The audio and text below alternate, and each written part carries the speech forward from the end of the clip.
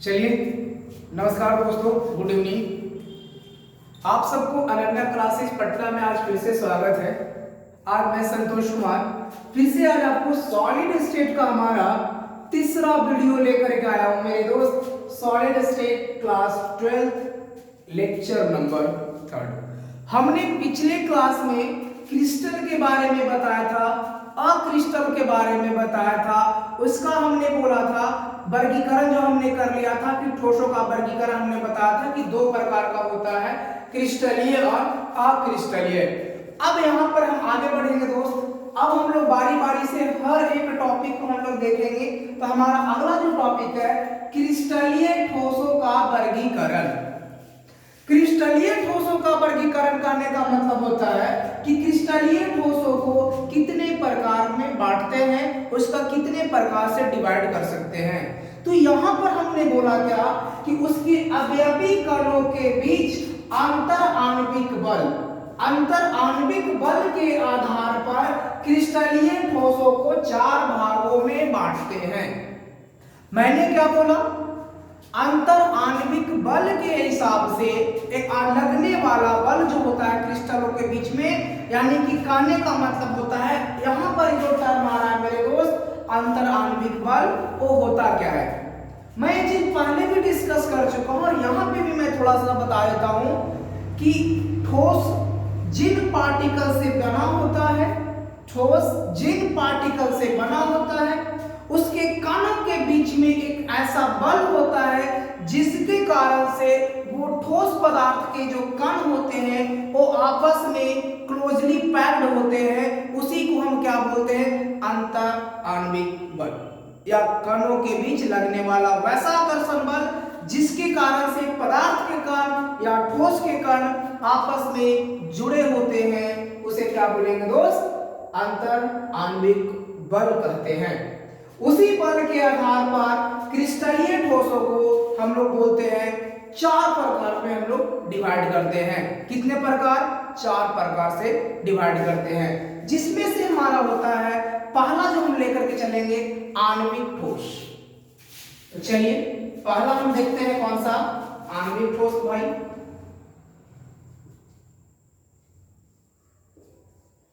आणविक ठोस जिसको हम बोलते हैं मॉलिक्यूलर सॉलिड। आणविक ठोस जिसको हम क्या बोलेंगे? Molecular solid. मॉलिक्यूलर सॉलिड के लिए एकदम मेन पॉइंट आपको ध्यान रखना चाहिए कि सर मॉलिक्यूलर सॉलिड होता क्या है? वैसा सॉलिड जिसके जो कण होते हैं, यानी जिनसे मिलकर के वो बना होता है, वो क्या होते हैं? अणु होते हैं। यानी कि इसमें जो अवयवी कण होगा भाई, इसका जो अवयवी कण होगा, अवयवी कण की जब हम बात कर रहे हैं वो क्या होगा? अणु होगा। क्या होगा? यह अणुओं से मिलकर के बना होता है। किससे मिलकर के बोला? अणु होता है भाई। एक बात याद रखिए कि अणुओं से मिलकर के यह बना होता है। इसको हम क्या बोलेंगे? इसका मेन अवयवी कण, आणविक ठोस का अवयवी कण कौन सा होता है? अणु होता है। तो इसका एक डिफिनेशन लिख लीजिए भाई, यहां पे इसका डिफिनेशन मेरे बच्चे लिख लीजिए। वे सभी ठोस जो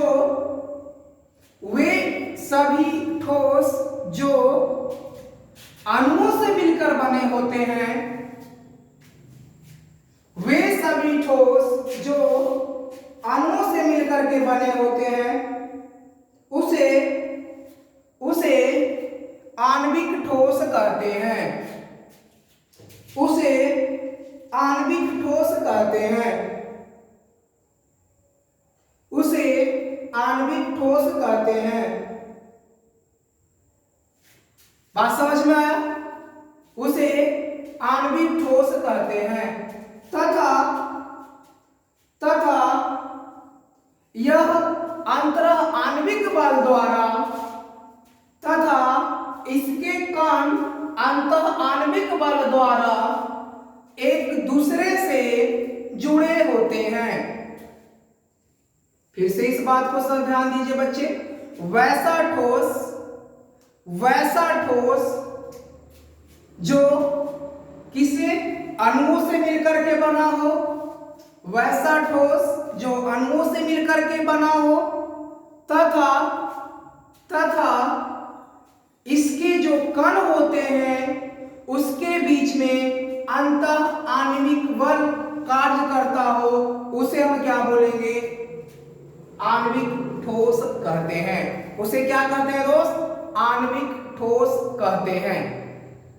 यह जो आणविक ठोस होता है ना, वो कितने प्रकार के डिवाइड करते हैं? तो 3 प्रकार से डिवाइड किया जाता है। आणविक ठोसों का उसको और सब ठोस में अर्थात आणविक ठोस को क्लासिफाई किया गया है। उसमें से पहला जो हमारा निकल करके आता है आणविक ठोस के अंदर हम बोलेंगे क्या? अध्रुवीय आणविक ठोस। आणविक ठोस कितने प्रकार में डिवाइड किया गया है दोस्त?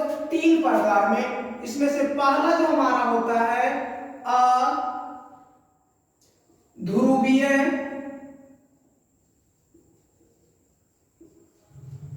आणविक ठोस। दूसरा हम बोल सकते हैं क्या? ध्रुवीय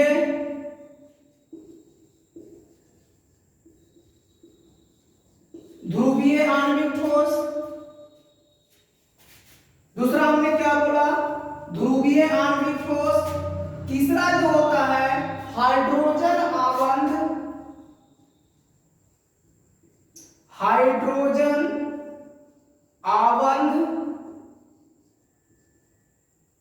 आणविक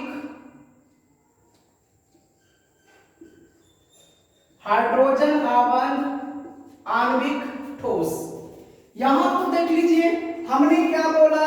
ये आणविक ठोस को हम लोग बोलते हैं कि इसको 3 भागों में बांटा गया है। पहला जो हमने बोला उसको हम बोलते हैं अध्रुवीय आणविक ठोस।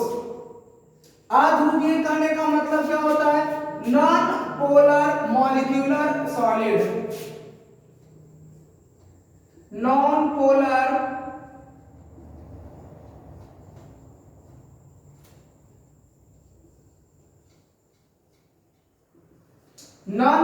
Molecular solid. ये क्या होगा? Polar molecular solid. Polar molecular solid. Hydrogen आबंध वाला क्या होता है? Hydrogen bonding molecular solid. Hydrogen bonding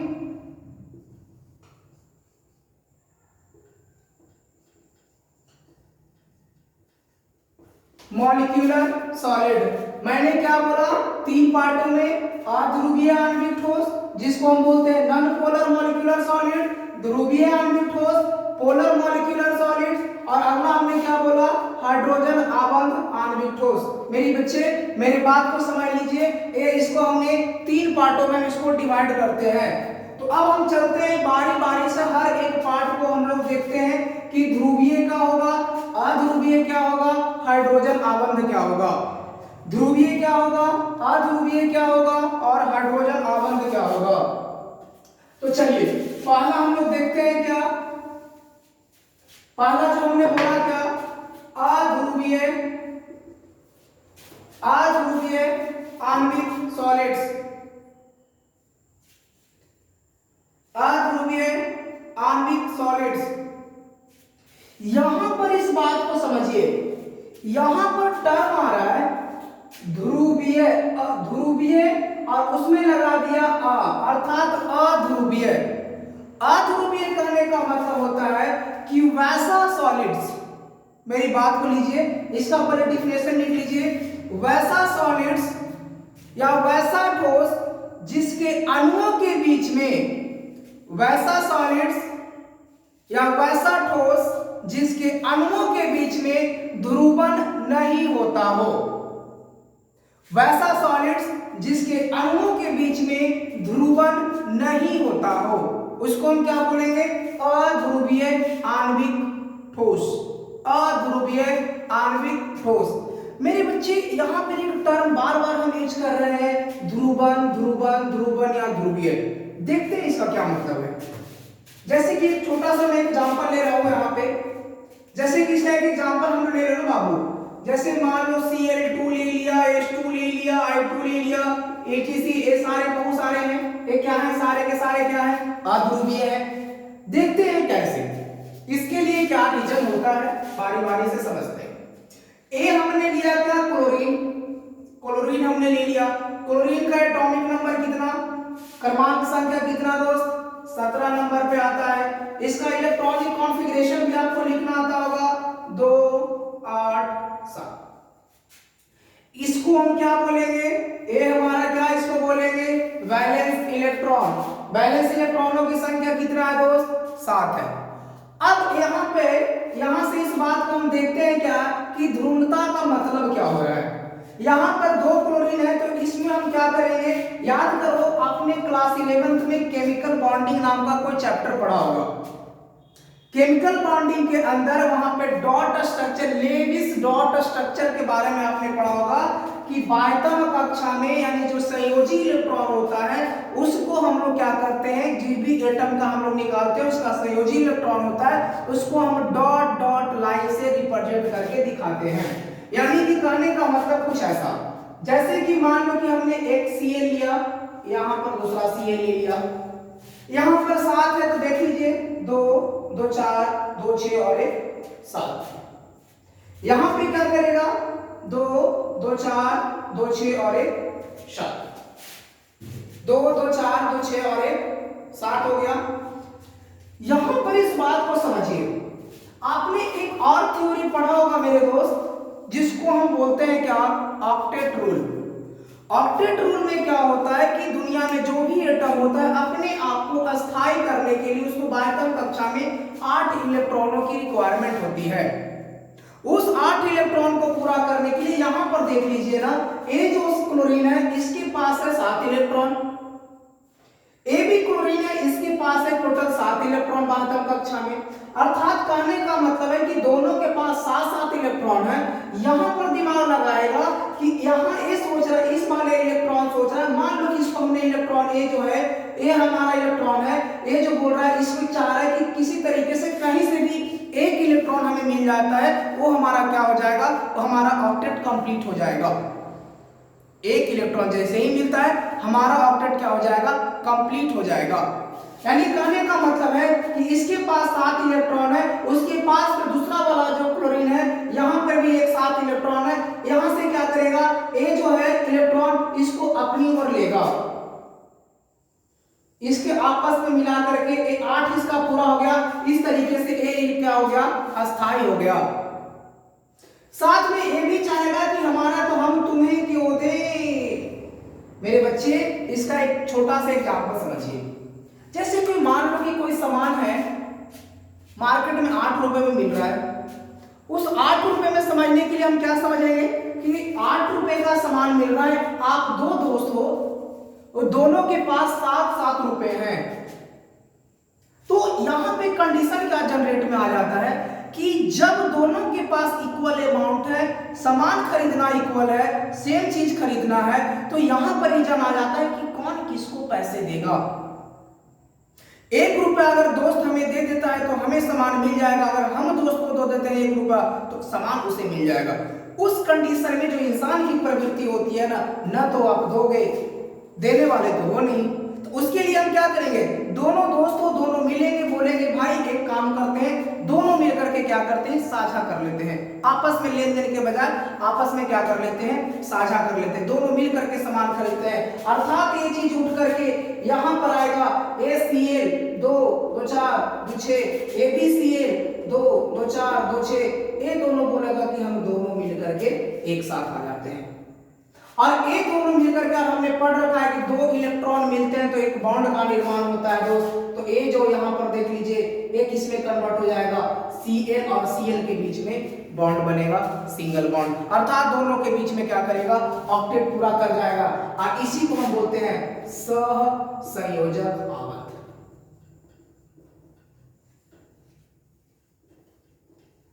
सहसंयोजक आवर्त, सहसंयोजक आवर्त। अब यहां पर इस बात को देखिए कि अब यहाँ पर एक बात देखिए, दोनों एक साथ मिला। अब एक मान लो कि दोनों एक साथ मिल रहा है, यहाँ पर इस बात को और थोड़ी देर के लिए हम आगे बढ़ते हैं कि दोनों जब एक पोजीशन पे है, अब दोनों को एक क्या दोनों अगर दोनों मिल जाए तो इसमें पूरा हो जाएगा, ये दोनों मिल जाए तो इसका ऑक्टेट पूरा हो जाएगा। इस कंडीशन में दोनों जो है, दोनों का जो न्यूक्लियस होता है वो दोनों आपस में खींचने की कोशिश करता है। अब मैं बोलूंगा फिर से सर आपने यहाँ पे नया न्यूक्लियस का नाम क्यों ले दिया? मेरे बच्चे आपने पढ़ा होगा कि दुनिया में जितने भी एटम्स होते हैं ना, उसके अंदर सारा का सारा न्यूक्लियस के अंदर प्रोटॉन होते हैं। प्रोटॉन उपस्थित, जितना प्रोटॉन होता है उतना ही इलेक्ट्रॉन होता है, दोनों उसके न्यूक्लियस में होता है, वो भरा हुआ रहता है।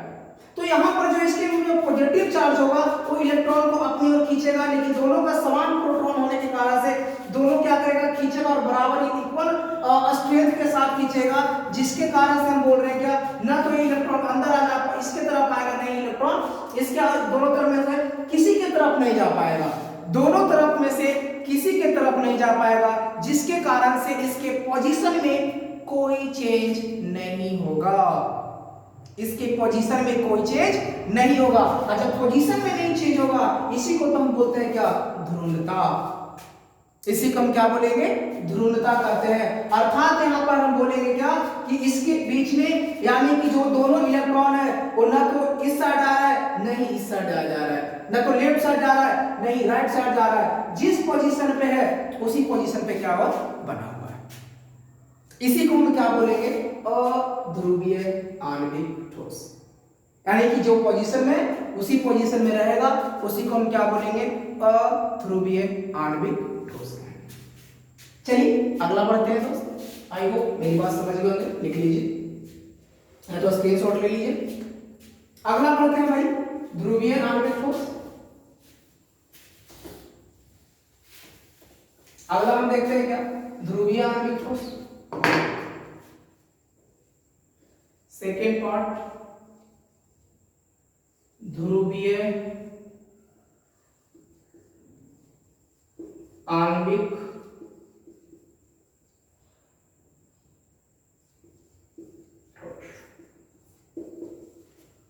ध्रुवीय आणविक ठोस।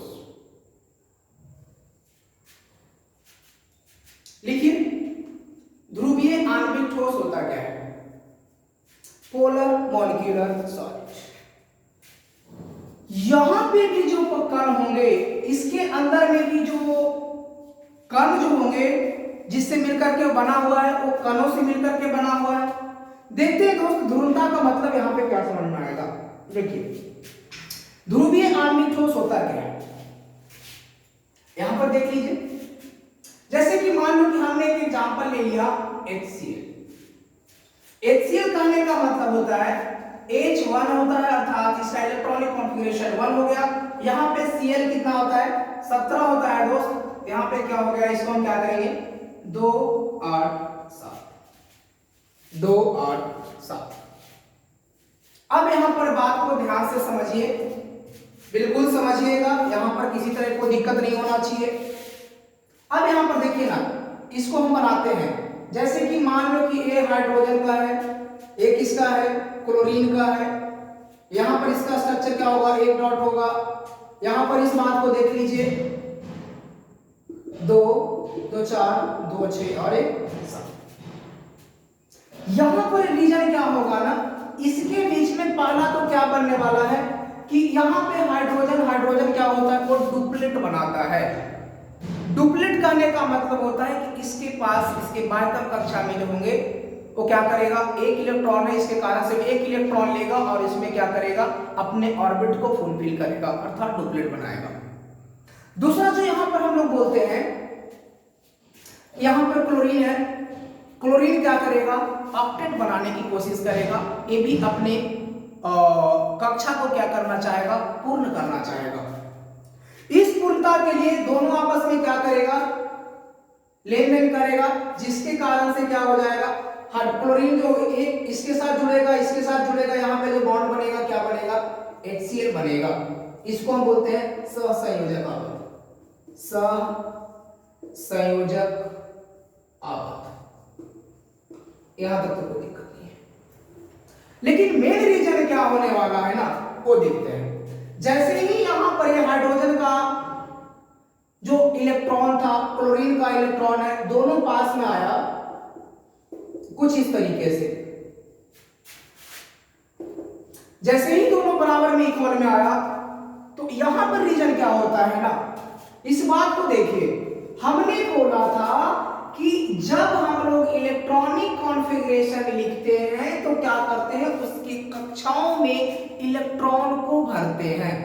मेरे बच्चे, इसके ऊपर एक बेसिक क्लास का वीडियो हमारा बना हुआ है, आप चाहो हमारे चैनल अनन्या क्लासेज पटना पे आप चाहो तो देख सकते हो, हमारा यूट्यूब चैनल है।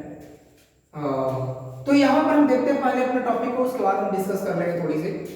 यहाँ पे जो हाइड्रोजन है ना भाई, एक हाइड्रोजन के लिए जब हम लोग बात कर रहे हैं तो यह जो हाइड्रोजन है इसके लिए जब हम लोग बात कर रहे हैं तो इसके पास इसका जो इलेक्ट्रॉन है वो क्या है, एक इलेक्ट्रॉन है, और इसका आकार छोटा होने के कारण से इसमें नाभिक का आकार भी छोटा है। जब साइज छोटा है, नाभिक छोटा है, तो उसके अंदर जो प्रोटॉन उपस्थित होगा उसका आकर्षण बल भी क्या होगा, कम होगा। मेरी बात ध्यान से समझिए, मैंने बोला कि जब कोई भी एटम होता है, जब उसका इलेक्ट्रॉनिक कॉन्फ़िगरेशन लिखते हैं तो इलेक्ट्रॉन को उसके कक्षाओं में भरते चले जाते हैं।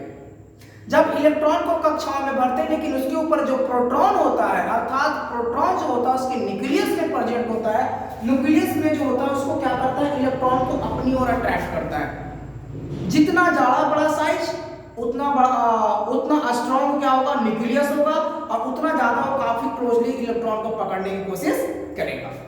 अब यहाँ पे देख लीजिए, यहाँ पे एक इलेक्ट्रॉन, और हमने ये भी पढ़ रखा है भाई कि जितना इलेक्ट्रॉन होता है उतना ही हमारा किसी भी एटम में नंबर ऑफ, हमने उदासीन पदार्थ लिया, उदासीन, ये बात याद रखिएगा, उदासीन हमने लिया है। जितना इलेक्ट्रॉन होता है उतना उसके अंदर प्रोटॉन होता है। जैसे ही इलेक्ट्रॉन होगा, अर्थात कहने का मतलब एक इलेक्ट्रॉन है तो एक प्रोटॉन होगा, उसके कारण से उसका न्यूक्लियस का साइज छोटा होगा। लेकिन जब हम बात कर रहे हैं यहाँ पे क्लोरीन का, क्लोरीन के अंदर टोटल इलेक्ट्रॉन होते हैं 17। इस 17 इलेक्ट्रॉन होने के कारण से यहां पर ये बात आपको समझ में आ रहा होगा कि ये जो बाह्यतम कक्षा में जो है ये क्या करेगा, 7 इलेक्ट्रॉन है, जो एक न्यूक्लियस है, न्यूक्लियस क्या करेगा, इसको अपनी ओर अट्रैक्ट करेगा। जब यहाँ पे खींचने की टेंडेंसी आएगी ना, तो यहाँ पर जो इलेक्ट्रॉन का जो न्यूक्लियर एनर्जी है एज कंपेयर टू हाइड्रोजन क्या है, ज्यादा है। ज्यादा होने के कारण से जब ये इसके जो हाइड्रोजन होता है ना, हाइड्रोजन का इलेक्ट्रॉन, जो दोनों इलेक्ट्रॉन यहाँ पर जो मिडिल पोर्शन पे है वो हल्का सा शिफ्ट कर जाता है, हल्का सा शिफ्ट कर जाता है, और वो शिफ्ट करने के बाद कहां चला जाता है, HCl के पास चला जाता है, जिसके कारण से यहां पर इस हाइड्रोजन के ऊपर स्लाइट पॉजिटिव और इसके ऊपर डेल्टा नेगेटिव, थोड़ा सा नेगेटिव चार्ज आ जाता है। अर्थात उसके पोजीशन में जो मिडिल पोर्शन से इलेक्ट्रॉन को अपनी ओर खींच लिया, जिसके कारण से इसको हम क्या बोलेंगे कि ये अपनी ओर खींचने के कारण से इसमें न्यूक्लियर एनर्जी ज्यादा होने के कारण से वह इलेक्ट्रॉन को अपनी ओर हल्का सा खींच लिया, जिसके कारण से पूर्ण रूप से नहीं खींचा, पूरा का पूरा इलेक्ट्रॉन नहीं चाहिए, उसमें थोड़ा सा पार्ट एनर्जी खींचा है, जिसके कारण से आप बोलेंगे इसके ऊपर स्लाइड पॉजिटिव चार्ज आएगा और इसके ऊपर स्लाइड क्या हो जाएगा, नेगेटिव चार्ज हो जाएगा। एक बात, इस बात को ऐसे समझ लो, अगर यदि इस बात को थोड़ा सा और समझें, थोड़ा सा इस बात को और समझें दोस्त, तो यानी कि एक बात कर सकते हैं कि एक होता है इलेक्ट्रोनेगेटिविटी, एक होता है इलेक्ट्रोपॉजिटिविटी। तो यहाँ पे ऐसे भी देखा जाए कि यहाँ पे जो क्या है, मेटल और नॉन मेटल के बीच में हमने पढ़ा था कि हाइड्रोजन को देखा है, यहाँ से क्या ये इलेक्ट्रॉन को डोनेट करने की प्रवृत्ति रखता है, ये इलेक्ट्रॉन को गेन करने की प्रवृत्ति रखता है। तो यहाँ पर अट्रैक्शन फोर्स ज्यादा होने के कारण से यह इलेक्ट्रॉन को क्या कर रहा है, हल्की अपनी ओर खींच रहा है, जिस कारण से हल्का सा इसके ऊपर पॉजिटिव चार्ज आएगा, जिसके कारण से क्या हो जाएगा, इसके ऊपर इसमें ध्रुवता पाई जाएगी। तो ए वाली बात भी याद रख सकते हो, कोई दिक्कत है नहीं। चाहो तो इसका आप और भी एक एग्जांपल ले सकते हैं, क्या, NH3 में भी सेम प्रोसीजर होगा ध्रुवता का, यहाँ पे भी कोई दिक्कत नहीं आना चाहिए, ये भी आपको समझ में आ गया होगा। अगर इसी बात को थोड़ा सा और समझना है, यहां पे चाहो तो इसका प्रॉपर्टी लिख सकते हो। ये जो आणविक ठोस होते हैं ना, जिसमें अंदर जो ध्रुवीय ठोस होते हैं, ध्रुवीय आणविक ठोस, उसका प्रॉपर्टी लिख लो भाई। प्रॉपर्टीज क्या होता है, प्रॉपर्टीज लिखने से पहले थोड़ा सा इसका डिफिनेशन लिख लो। ध्रुवीय आणविक ठोस। मेरी बात आपको समझ में आ गया? फिर से एक बार मैं बोल देता हूं, पहले डिफिनेशन लिख लीजिए। वे क्रिस्टलीय ठोस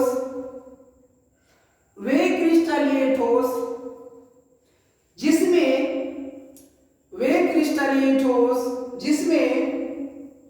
ध्रुवीय सहसंयोजक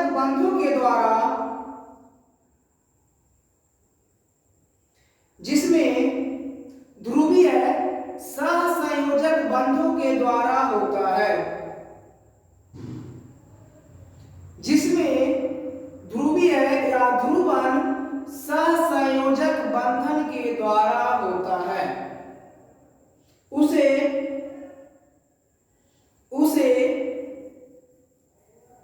ध्रुवीय आणविक ठोस कहते हैं। उसे ध्रुवीय आणविक ठोस कहते हैं। तथा इसमें जो बल लगता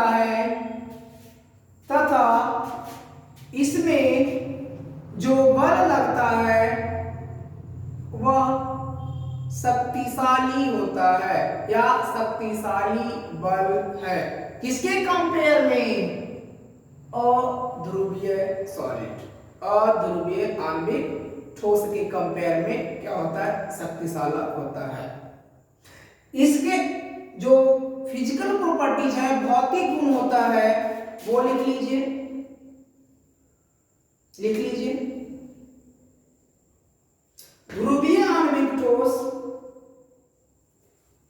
ध्रुवीय आणविक ठोस मुलायम होता है। ध्रुवीय आणविक ठोस मुलायम होता है।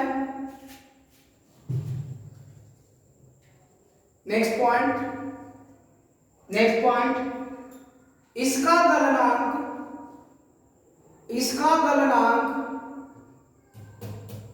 निम्न होता है।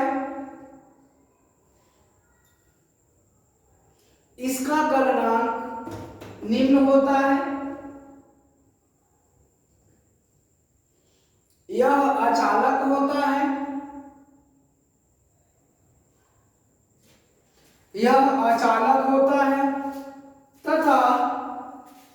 तथा इसमें आकर्षण बल कार्य करता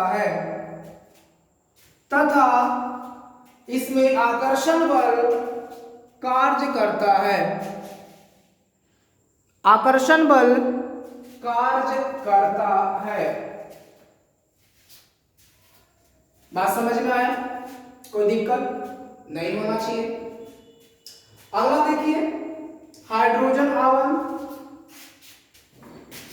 थर्ड टाइप जो बात कर रहे हैं बाबू।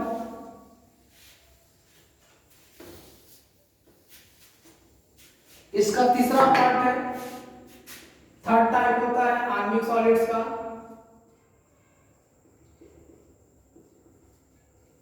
हाइड्रोजन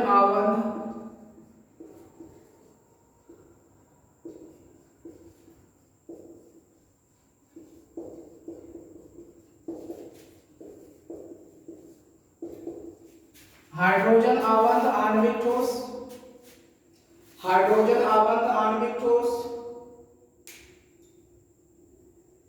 ठीक है। हाइड्रोजन आबंध आणविक ठोस लिखिए क्या होता है?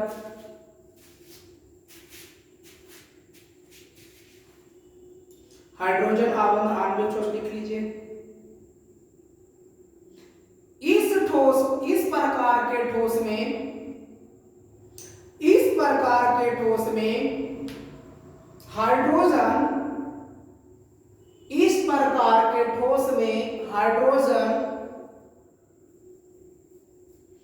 हाइड्रोजन उच्च वैद्युत ऋणात्मकता वाले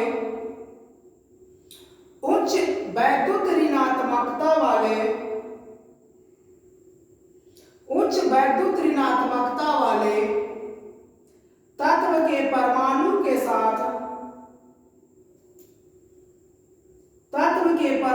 के साथ जुड़े होते हैं।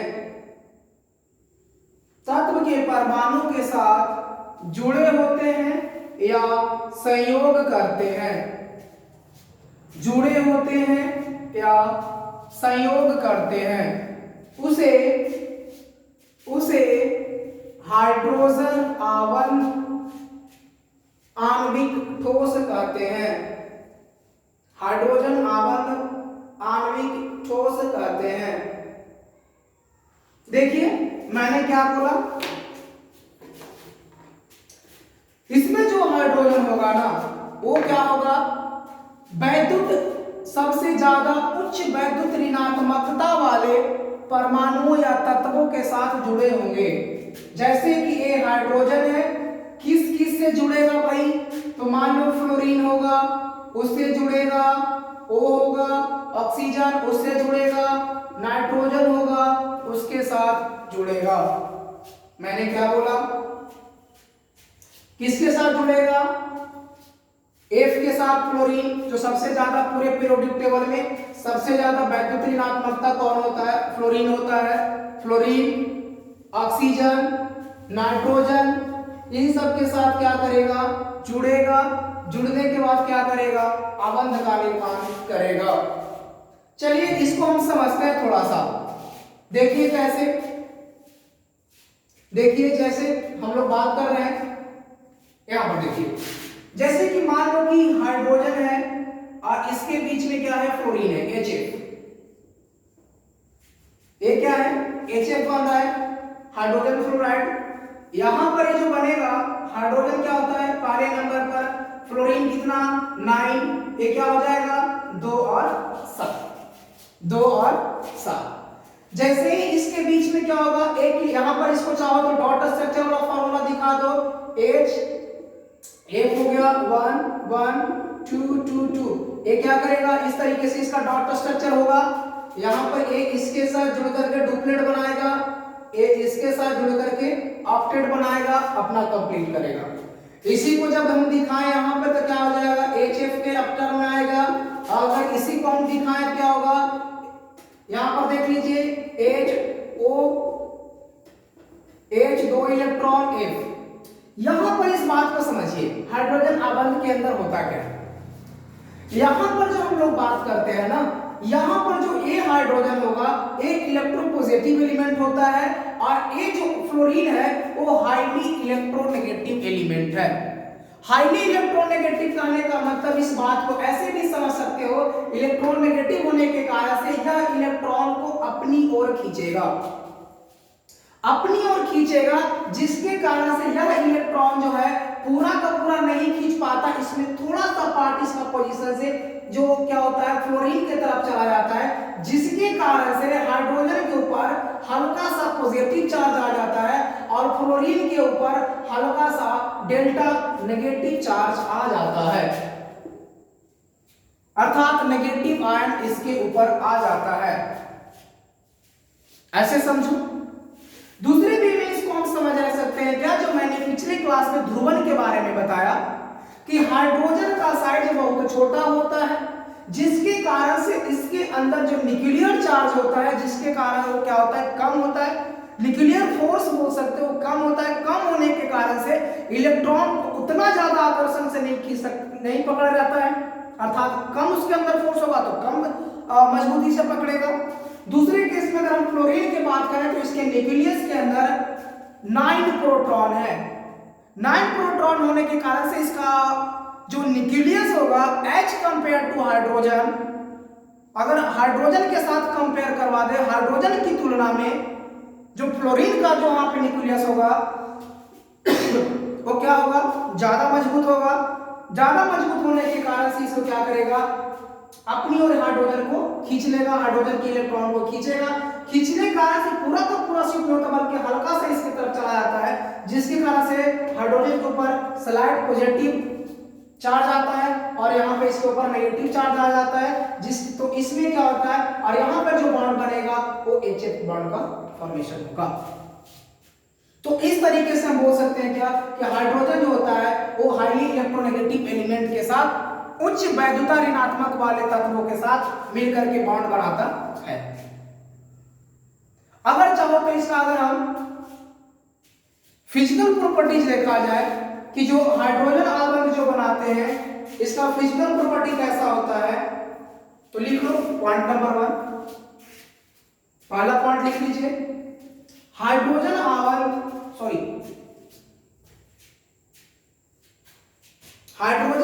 आणविक ठोस में लिख लीजिए, यह कठोर होता है, यह कठोर होता है, यह कठोर होता है, इसका गलनांक निम्न होता है, इसका गलनांक निम्न होता है भाई,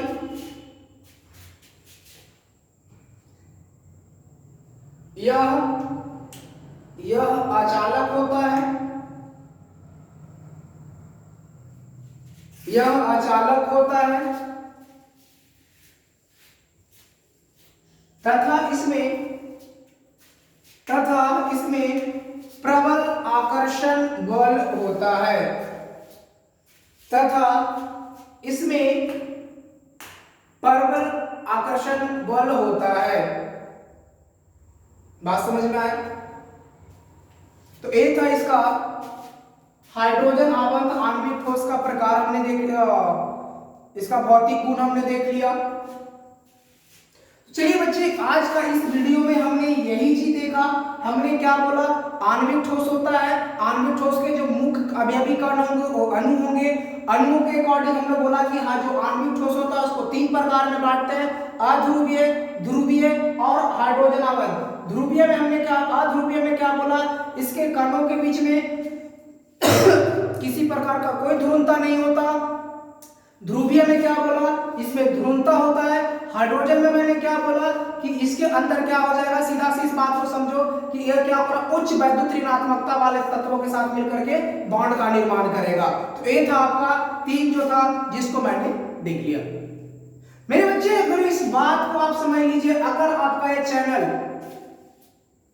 साथ में आपका वीडियो अगर आपको पसंद आ रहा है तो प्लीज आपसे रिक्वेस्ट है कि जितना ज्यादा से ज्यादा हो सके अपने दोस्तों में शेयर कीजिए, ताकि उनको भी क्लास 12th के केमिस्ट्री में कहीं डाउट है तो उनको भी समझ में आ सके। और अगर बिल्कुल आपको पसंद आ रहा है वीडियो तो प्लीज इस चैनल को शेयर करें। चैनल का नाम हमारा अनन्या क्लासेज पटना, जो आपको भी पता है। तो हमारे चैनल अनन्या क्लासेज पटना को शेयर करें, लाइक करें, कमेंट करें, साथ में सब्सक्राइब भी करें दोस्तों। ये सब्सक्रिप्शन साथ में आपका लाइक जो मिलता है वो हमारे लिए ऊर्जा का काम करता है। हमें पसंद आता है, हमें अच्छा लगता है कि चलो यार इतने बच्चों का भला तो हो रहा है ना।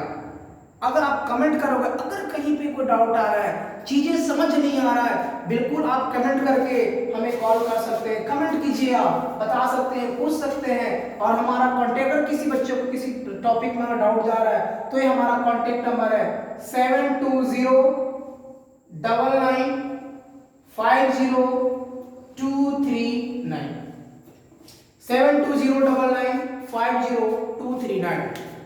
ये मेरा पर्सनल कॉन्टेक्ट नंबर है। अगर आपको किसी भी टॉपिक में डाउट जा रहा है, कोई प्रॉब्लम है, तो बिल्कुल आप कॉल कर लीजिए।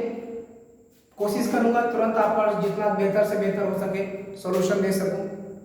चलिए आज के लिए थैंक यू।